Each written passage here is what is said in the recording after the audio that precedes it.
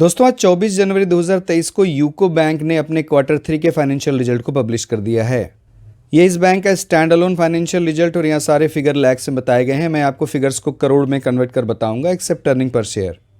Quarter 3 में interest earn 4,627 crore है, जो प्रीवियस क्वार्टर में 4,185 करोड़ था और प्रीवियस ईयर के क्वार्टर 3 में ये 3,919 करोड़ था।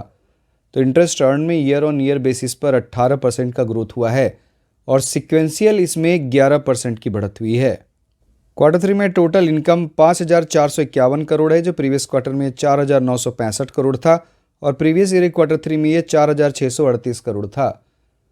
तो टोटल रेवेन्यू में ईयर ऑन ईयर बेसिस पर लगभग 17.5% की बढ़त हुई है और क्वार्टर ऑन क्वार्टर सिक्वेंशियली भी इसमें 10% की बढ़त हुई है।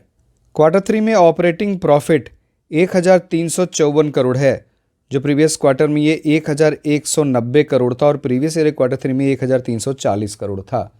तो ऑपरेटिंग प्रॉफिट में ईयर ऑन ईयर बेसिस पर 1% की बढ़त है, लेकिन सिक्वेंशियली इसमें लगभग 14% की बढ़त है।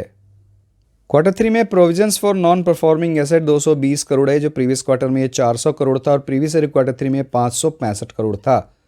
तो प्रोविजंस फॉर एनपीए में ईयर ऑन ईयर बेसिस पर लगभग 61% की कमी हुई है और सिक्वेंशियली भी इसमें लगभग 45% की कमी हुई है। तो प्रोविजंस में काफ़ी कमी हुई है, ये अच्छी बात है। क्वार्टर 3 में नेट प्रॉफिट या प्रॉफिट आफ्टर टैक्स 653 करोड़ है, जो प्रीवियस क्वार्टर में ये 505 करोड़ था और प्रीवियस ईयर क्वार्टर 3 में ये 310 करोड़ था।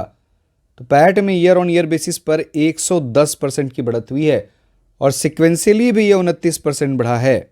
और दोस्तों ये जो नेट प्रॉफिट है क्वार्टर 3 का, ये इस बैंक का हाईएस्ट एवर नेट प्रॉफिट है। मतलब पिछले 80 सालों में ये नेट प्रॉफिट सबसे ज़्यादा नेट प्रॉफिट है।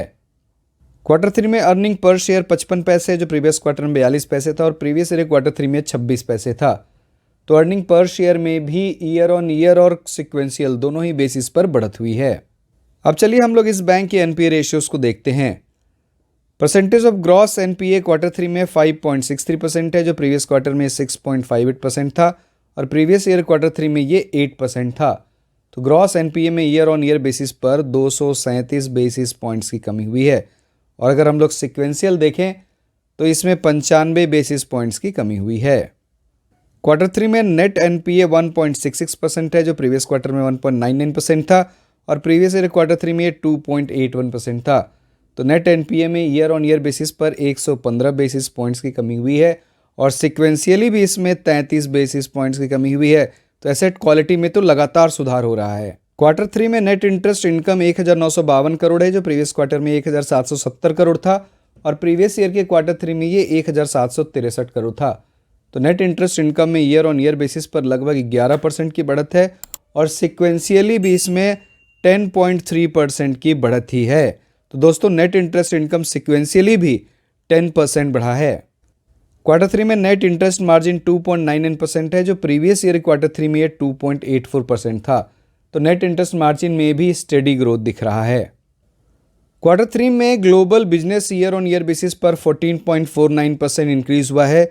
Global deposits year on year basis पर 11.14% बढ़ा है और लोन बुक में 20.34% का इंक्रीज हुआ है ईयर ऑन ईयर बेसिस पर। तो दोस्तों ओवरऑल यूको बैंक का रिजल्ट क्वार्टर 3 का काफ़ी अच्छा दिख रहा है। तो दोस्तों इस वीडियो में इतना ही। बहुत बहुत धन्यवाद।